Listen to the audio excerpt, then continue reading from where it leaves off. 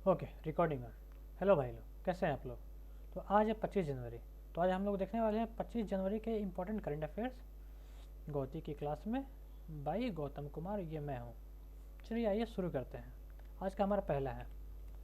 हमारा जो पहला है वो है बिहार स्पेशल, कि मतलब आखिर बिहार में क्या इंपॉर्टेंट है ना, मतलब क्या इंपॉर्टेंट हुआ है। तो देखिए, जो बिहार में जो इम्पोर्टेंट जो हुआ है ना, उन्नयन बांका कार्यक्रम, उन्नयन बांका कार्यक्रम की शुरुआत की गई है हम लोग के बिहार में।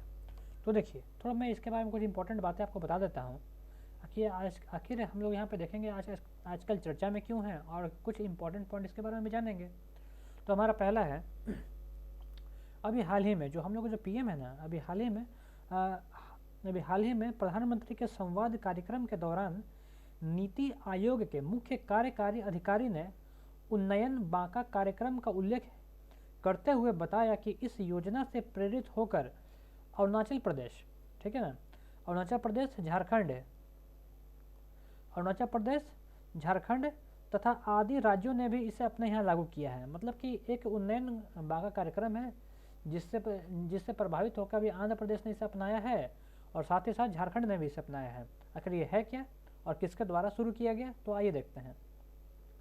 अभी बांका जिले के जो अभी प्रेजेंट टाइम में जो डीएम है, जिनका नाम है कुंदन कुमार, कुंदन कुंदन कुमार अभी बांका जिले के प्रेजेंट में डीएम है। ये उन्हीं के पहल है जिसके लिए उन्नयन कार्यक्रम का शुरुआत किया गया है। तो इस माध्यम से स्मार्ट क्लास के जरिए बच्चों को वीडियो लेक्चर व चित्र के माध्यम से पढ़ाया जाता है। मतलब इस कार्यक्रम के अंतर्गत है ना, बच्चों को वीडियो लेक्चर, यहाँ बच्चों को वीडियो लेक्चर, वीडियो के द्वारा और चित्र के द्वारा, और बच्चों को चित्रों के द्वारा पढ़ाया जाता है, ठीक है ना। और देखते हैं कि इसे मोबाइल एप्लीकेशन ऐप से भी जोड़ दिया गया है। इस कार्यक्रम से बेरोजगारों को प्रशिक्षण देकर भी रोजगार उपलब्ध करवाया जा रहा है। कितना अच्छा चीज़ है। तो सबसे पहले यहाँ पे हम लोग बच्चों को भी पढ़ाते हैं वीडियो के माध्यम से और चित्रों के माध्यम से, जो कि बहुत अच्छा बात है। और जो बेरोजगार युवा हैं उनके लिए भी यहाँ पे हम लोग उनको भी प्रशिक्षित देते हैं। आगे बढ़ते हैं, हमारा अगला चलते हैं। हमारा अगला जो खबर है वो नेशनल लेवल का है। तो पहला जो खबर आ रहा है, बीटिंग रिट्रीट से बाबू की पसंदीदा धुन हटी।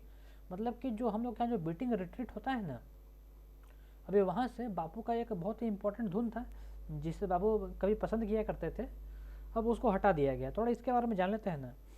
सेना द्वारा जारी गणतंत्र दिवस समारोह 22 की पुस्तिका में अबाइड विद मी, जो भी देखो, जब भी होता है, जब भी कोई भी, चाहे 15 अगस्त हो चाहे 26 जनवरी हो, जब भी कुछ होने वाला होता है ना, तो उसके लिए बुकलेट छपता है। तो हम बुकलेट को हम पुस्तिका भी बोलते हैं, पुस्तिका, हम लोग इसको पुस्तिका भी बोलते हैं। जो इस बार जो पुस्तिका जो प्रिंट हुआ है ना, उसमें उसमें क्या नहीं है, अबाइड विद मी। तो लिख के देखते हैं, अबाइड अवॉइड विद मी, इसमें अवॉइड विद मी की धुन नहीं है, कि धुन को इसमें इसको शामिल नहीं किया गया है।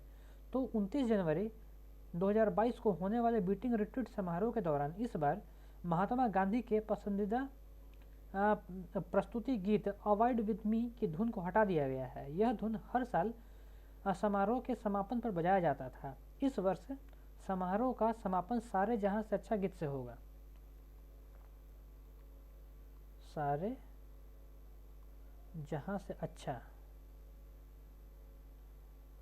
26 जनवरी को झंडा तोलन किया जाता है, ठीक है ना। और फिर 29 तारीख को उसी झंडे को फिर से निकाला जाता है।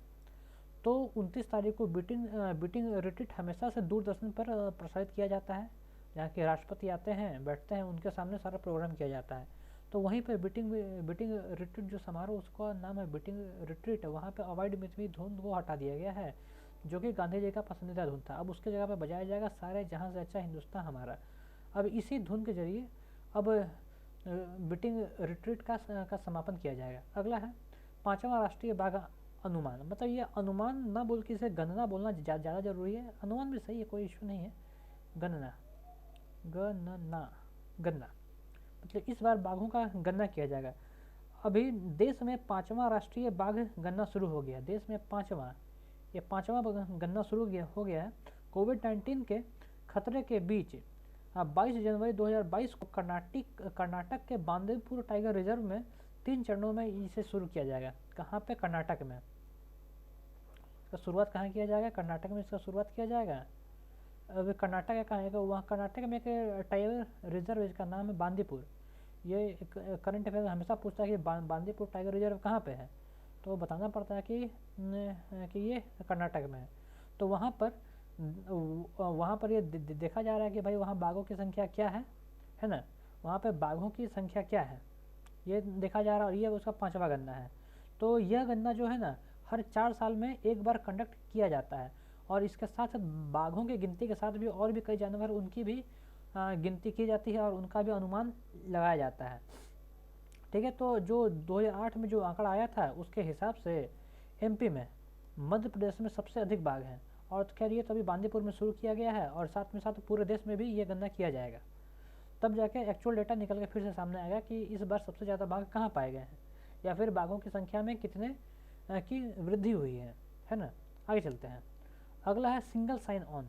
सिंगल साइन ऑन ये क्या है, तो इसके बारे में जान लेते हैं। केंद्र और राज्य सरकार की तरह जो भी योजना, चाहे वो केंद्र की आए, ठीक ना, चाहे वह केंद्र की योजना हो या फिर राज्य की योजना हो,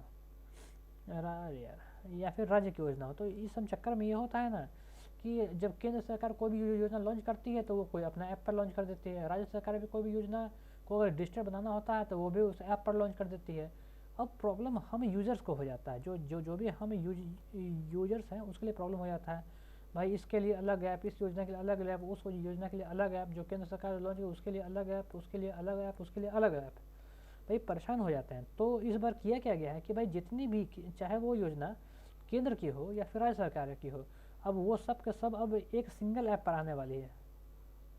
वो सारी योजनाओं को सिंगल ऐप पर जोड़ दिया गया, सिंगल ऐप पर ऐड कर दिया गया है, ताकि इससे हम आम यूजर के लिए बहुत ही आसानी हो जाएगी। भाई फ़ोन में कितना भी स्टोरेज कम पड़ ही जाता है। इसी सारे बात को ध्यान में रखते हुए ये एक इनिशिएटिव लिया गया, सिंगल साइन ऑन। चलिए ठीक है, आगे चलते हैं। हमारा अगला क्या है, अभी स्टेट स्पेशल है, ठीक है, कुछ स्टेट से भी आता है। देश की पहली डिजिटल जस्टिस क्लॉक। अब देश में पहली बार डिजिटल जस्टिस क्लॉक का बात उठा है, या पहला बार उठा, जो कि बहुत ही अच्छा इनिशिएटिव है। थोड़ा इसके बारे में जान लेते हैं। देखो अभी हाल ही में गुजरात हाई कोर्ट में देश का पहला डिजिटल जस्टिस क्लॉक लगाया जाएगा। ये एक तरीके का क्लॉक है, ये ऐसा क्लॉक है, देखो मैं आपको एक क्लॉक बताता हूँ। ये क्लॉक है जहाँ पे हम लोग समय देखते हैं, जबकि ये ऐसा क्लॉक नहीं है, ये डिजिटल क्लॉक थोड़ा अलग होगा। ये एलईडी पैनल पे बना हुआ क्लॉक होगा, ठीक है ना, एलईडी पैनल पे बना हुआ क्लॉक होगा, और यहाँ पे कुछ नंबर लिखे आएंगे। ये नंबर क्या होगा मैं आपको बताता हूँ। देखो, जो गुजरात हाई कोर्ट के वेबसाइट के इलेक्ट्रॉनिक वर्जन को भी लॉन्च किया गया है, ठीक है ना। अब जो गुजरात हाई कोर्ट का जो वेबसाइट है उसके इलेक्ट्रॉनिक वर्जन को भी लॉन्च कर दिया गया है, तथा गुजरात के सभी अदालतों में ई कोर्ट फी सिस्टम को भी लॉन्च किया गया है। ई कोर्ट फी, गुजरात का जितना भी अदालत है ना, वहाँ पे ई कोर्स, COURT, ई कोर्ट फ्री सिस्टम को भी लॉन्च कर दिया गया है, ठीक है। इस प्रकार का जो हाई कोर्ट, ये क्लॉक बस इसलिए लगाया जा रहा है क्योंकि देश में पेंडिंग केसेस के मामले बहुत ज़्यादा हैं। जो भी पेंडिंग केसेज है ना, पेंडिंग केसेज पूरे देश में बहुत ज़्यादा है। अभी गुजरात सरकार ने इसका पहल की है, तो ये पेंडिंग केस का काम होगा कि भाई कितना पेंडिंग केस पता नहीं चलता है। तो ये जो डिजिटल क्लॉक बोलो या फिर डिजिटल बोर्ड बोलो जो कि लगाया जाएगा, तो ये पूरा कोर्ट रूम में रहेगा। तो इसका काम होगा कि भाई नंबर ऑफ़ पेंडिंग केसेस को दिखाना, कि अभी इस कोर्ट में, इस अदालत में कितने नंबर ऑफ़ पेंडिंग केसेज हैं। यह क्लॉक बस कर उसी को दिखाएगा, जिसे क्लॉक बोल दिया गया। इसे बोर्ड भी बोलते तो कोई बुरा नहीं था, ठीक ना। इसका काम होगा कि इस कोर्ट में कितने पेंडिंग नंबर ऑफ़ केसेज है, ये बार बार उसको दिखाता जाएगा। और जैसे जैसे पेंडिंग केसेज की संख्या कम होती जाएगी, ये हमें बोर्ड पर भी दिखता जाएगा। बस इसलिए देश में पहली बार डिजिटल जस्टिस क्लॉक को लॉन्च किया गया है। और ये कहाँ पे हुआ है? गुजरात में। ये कहाँ पे हुआ है? गुजरात में। गुजरात हाई कोर्ट अभी ऐसा करने वाला पहला राज्य बन गया है, ठीक है। आगे चलते हैं। जो अगला है डेथ से रिलेटेड इम्पोर्टेंट डेथ है। अभी कौन सी महान शख्सियत का डेथ हुआ? तो अभी सुभाष भौमिक का अभी डेथ हो गया है। थोड़ा इनके बारे में जान लेते हैं भाई, ये कौन थे भाई, आखिर इनके बारे में इतना चर्चा क्यों हो रहा है? तो देखो, जो सुभाष भौमिक थे ना, ये पूर्व फुटबॉल खिलाड़ी थे। जाहिर सा बात है, डेथ हुआ है तो पूर्व ही होंगे, पूर्व फुटबॉल खिलाड़ी, फुटबॉल प्लेयर थे। ये पूर्ण फुटबॉल प्लेयर थे। अभी 72 वर्ष की आयु में इनका निधन हो गया है। यह भारतीय फुटबॉल टीम में मिडफील्डर थे ये। वहाँ पे कौन थे? मिडफील्डर मतलब मिडफील्डर का मतलब होता है जो कि बीच में फील्डर, ये वहाँ पे मिडफील्डर थे। तो भाई आखिर तो ठीक थे, तो इतना बात क्या है? तो ये बात इसलिए इनके बारे में पढ़ रहे हैं कि जो 1917 में जो भी एशियाई खेल जो हुआ था ना, जो भी एशियाई खेल हुआ था, और वहाँ पे हमारी फुटबॉल टीम ने कहाँ से पदक जीता था? ये उस कहाँ से फुटबॉल टीम जीतने वाले टीम के सदस्य थे सुभाष भौमिक, जिनका भी निधन हो गया। आगे चलते हैं। अगला है इम्पोर्टेंट डे। ठीक है, थोड़ा कुछ इम्पोर्टेंट डे के बारे में हम लोग जान लेते हैं। आखिर ये है क्या भाई? तो इम्पोर्टेंट डे में है पराक्रम दिवस। अभी हमने हाल ही में पराक्रम दिवस मनाया। बताइए कब मनाया? तो अभी मनाया 23 जनवरी को हम लोगों ने पराक्रम दिवस मनाया। कब? अभी किसके उपलक्ष्य में मनाया? तो भाई हम लोगों ने बोस बाबू की जन्म दिवस पर, हाँ, हम लोगों ने पराक्रम दिवस मनाया है। ठीक ना?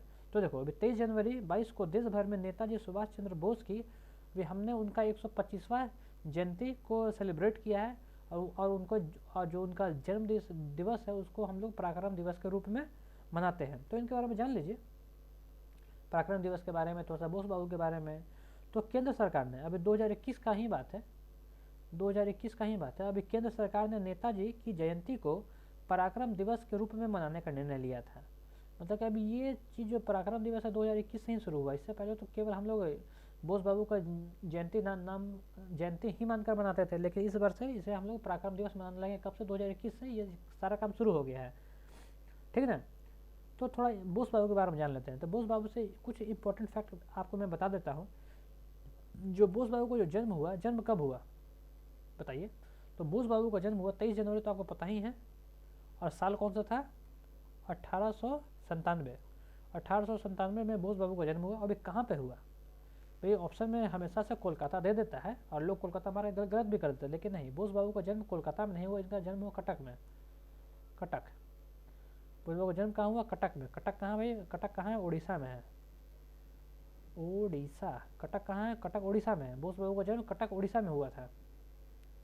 अच्छा नहीं लिखा है। बोस बाबू का जन्म कटक उड़ीसा में हुआ। और मृत्यु कब हुआ? तो भाई मृत्यु 18 जनवरी का हुआ। 18 अगस्त 1945। देखो, ये अभी भी संदिग्ध है कि उस दिन हुआ कि नहीं हुआ, कुछ बोल नहीं सकते हैं, लेकिन एनसीईआरटी के बुक्स में यही है, 1945 ही, इसीलिए हम लोग इसको देख रहे हैं। तो अब इन्होंने क्या किया कि 2021 में, मतलब 2021 नहीं बोल रहा मैं, 1921 में, ये 1921 का ही साल था जब उन्होंने स्वराज पार्टी के समाचार पत्र फॉरवर्ड का स्थापना किया था, फॉरवर्ड का संपादन किया था। स्वराज पार्टी के बारे में आपको पता ही होगा, है ना, जो कि मोतीलाल नेहरू की पार्टी थी। तो स्वराज पार्टी के समाचार पत्र फॉरवर्ड, FORWARD, फॉरवर्ड का संपादन किया था। ठीक है, और ये बहुत बार जेल भी गए थे, और ये कांग्रेस के युवा अध्यक्ष भी चुने गए थे, है ना।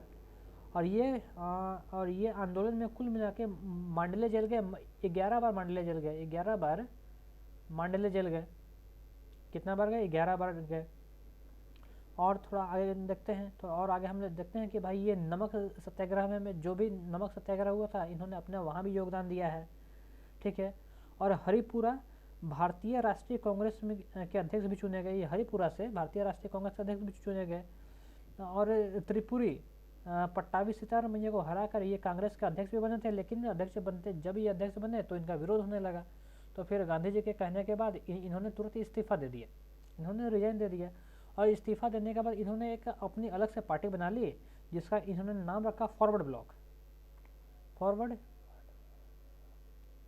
ब्लॉक अपनी पार्टी बना ली फॉरवर्ड ब्लॉक के नाम से। और इन्होंने एक बहुत ही ज़्यादा इम्पोर्टेंट नारा दिया था, भाई तुम मुझे खून दो और मैं तुम्हें आज़ादी दूंगा, इस नाम से इन्होंने नारा दिया था। और गांधी जी को राष्ट्रपिता कहने वाले ये बोस बाबू ही थे जिन्होंने इनके बारे में बोला था कि भाई you are the father of nation, ऐसा कहने वाले वही थे। आगे चलते हैं, जो हमारा जो अगला खबर है वो अवार्ड्स और ऑनर्स है। तो ये अब देखते हैं इसके बारे में।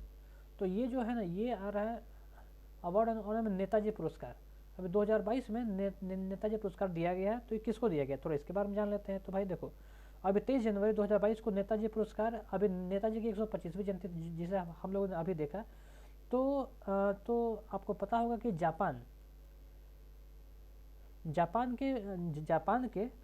के पूर्व प्रधानमंत्री थे, जापान के पूर्व प्रधानमंत्री थे शिंजो अबे, प्रधानमंत्री थे शिंजो अबे। अभी उनको नेताजी पुरस्कार से सम्मानित किया गया है।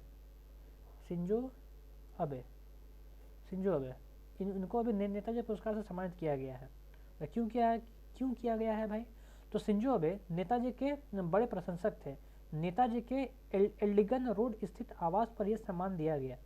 भारत में जापान के राजदूत सतोशी शुकुजी ने नई दिल्ली में ऑनलाइन माध्यम से इस कार्यक्रम को संबोधित किया। तो अभी भारत में जापान के राजदूत कौन है? तो उनका नाम है सतोशी, मैं लिख लेता हूँ, सतोशी सुजुकी। और आगे चलते हैं। हमारा जो अगला जो खबर आ रहा है वो आ रहा है स्पोर्ट्स से। ठीक है, जो हमारा अगला खबर स्पोर्ट्स से आ रहा है। तो साल के T20 क्रिकेटर, मतलब कि साल के सर्वश्रेष्ठ T20 क्रिकेटर, अभी बताओ कि भाई इस साल कौन सा क्रिकेटर T20 में नंबर 1 पर रहा है, मतलब सबसे अच्छा क्रिकेटर उनका उसको अवार्ड दिया गया है। तो देखो, पाकिस्तान के विकेट कीपर बल्लेबाज मोहम्मद रिजवान, ठीक है, मोहम्मद रिजवान। और साथ ही साथ और किसको दिया गया? और इंग्लैंड के टैमी ब्यूमोल्ट को, और इंग्लैंड के टैमी ब्यूमोल्ट को संयुक्त रूप से T20 का साल का सर्वश्रेष्ठ प्लेयर ऑफ द ईयर का खिताब दिया गया है। ठीक है ना, अभी इनका प्रदर्शन बहुत अच्छा रहा इसलिए इनको मिला है। ठीक है, और साल का सर्वश्रेष्ठ पुरुष व महिला T20 प्लेयर को चुना गया है।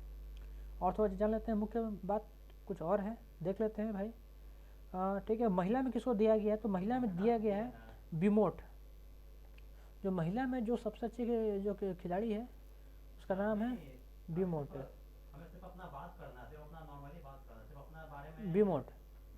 ब्यूमोट को महिला T20 का खिताब दिया गया, जो कि सबसे अच्छी क्रिकेटर साबित हुई हैं। तो सवाल आगे देखते हैं।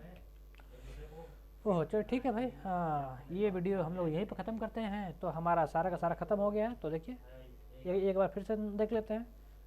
बिहार में उन्नयन बांका का कार्यक्रम का शुरुआत किया गया है। आगे चलते हैं। अगर नेशनल से बात करें, बीटिंग रिट्रीट में बाबू पसंदीदा धुन को हटा दिया गया है। और 5वां राष्ट्रीय बाघा अनुमान की गणना शुरू कर दी गई है। सिंगल ऑनलाइन विंडो में हम लोग देखे थे कि भाई जो भी राज्य सरकार और जो केंद्र सरकार की जो भी स्कीम थे वो सिंगल ऐप पर आने वाला है। और थोड़ा स्टेट में चलते हैं तो देश में पहला डिजिटल क्लॉक लॉन्च किया गया है, जहाँ की सारी पेंडिंग केसेज दिखाई जाएंगे। और ये क्लॉक कहाँ लॉन्च किया गया? ये गुजरात में लॉन्च किया गया है। आगे चलते हैं। अगला इम्पोर्टेंट डेथ है, अभी सुभाष भौमिक का डेथ हुआ है। ये कौन थे? तो भाई 1970 में जो हम लोग का फुटबॉल टीम था वो एशियाई खेल में कांस्य पदक जीता था। ये उस टीम के सदस्य थे। इम्पोर्टेंट डेट पराक्रम दिवस है। हम लोग 23 जनवरी को पराक्रम दिवस के रूप में मनाते हैं। आगे बढ़ते हैं। तो अवार्ड्स एंड ऑनर में देख लेते हैं कि अभी जापान के पूर्व प्रधानमंत्री शिंजो अबे को नेताजी पुरस्कार से सम्मानित किया गया है। और आगे चलते हैं। स्पोर्ट्स से साल का सबसे T20 player of the year चुना गया है पाकिस्तान का रिजवान को और इंग्लैंड के टैमी को। ठीक है, आगे चलते हैं। अच्छा ये ख़त्म हो गया। ठीक है भाई, हम लोग कल मिलते हैं फिर से अगले दिन नए वीडियो के साथ। तब तक के लिए बने रहिए।